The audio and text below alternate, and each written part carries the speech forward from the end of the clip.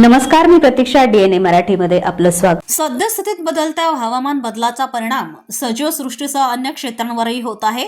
अशा स्थितीत वृक्ष लागवड महत्त्वाची मानली जाते, जेणेकरून पर्यावरणाचा समतोल राखण्यास मदत होईल.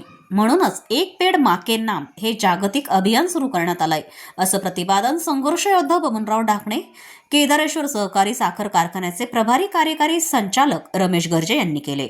शेवगाव तालुक्यातील बोधेगाव येथील संघर्ष योद्धा बबनराव ढाकणे, केदारेश्वर सहकारी साखर कारखान्याचे माजी अध्यक्ष ॲडव्होकेट प्रतापराव ढाकणे, चेअरमन ऋषिकेश ढाकणे तसेच व्हाईस चेअरमन माधवराव काटे यांच्या मार्गदर्शनाखाली भारताचे पंतप्रधान नरेंद्र मोदी तसेच सहकार मंत्री अमित शहा यांच्या संकल्पनेतून आंतरराष्ट्रीय सहकार वर्ष 2025 तसेच केंद्र शासनाच्या स्वतंत्र सहकार्य मंत्रालय स्थापनेला 4 वर्षे पूर्ण झाल्याच्या अनुषंगाने स्थापना दिनाचे औचित्य साधून सोमवार दिनांक 7 जुलै रोजी कारखाना कार्यस्थळावर ॲडव्होकेट प्रतापराव ढाकणे यांच्या मातोश्री स्वर्गीय सुमनताई बबनराव ढाकणे तसेच कारखान्याचे अध्यक्ष ऋषिकेश ढाकणे यांच्या मातोश्री सौ प्रभावतीताई प्रतापराव ढाकणे यांच्या नावाने एक पेड मा के नाम हा उपक्रम राबवून वृक्षारोपण करण्यात आले.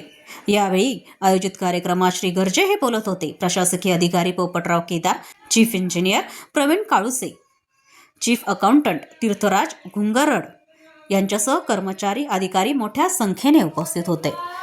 आज आपण आपल्या कारखाना कार्यस्थळावर शासनाच्या दिशानिर्देशाप्रमाणे सहकार खात्याला केंद्राचे 4 वर्ष पूर्ण झालेले आहे आणि त्याचं सेलिब्रेशन करत आहोत.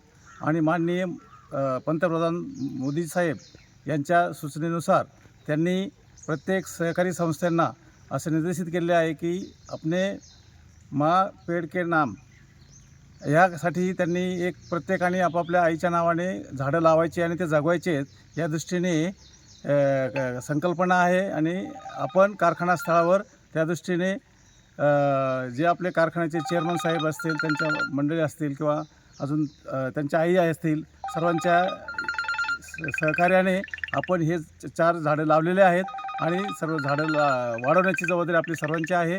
त्या दृष्टीने आपण काम करणार आहोत. प्रतिनिधी विशाख शेख, DNA मराठी, शेवगाव.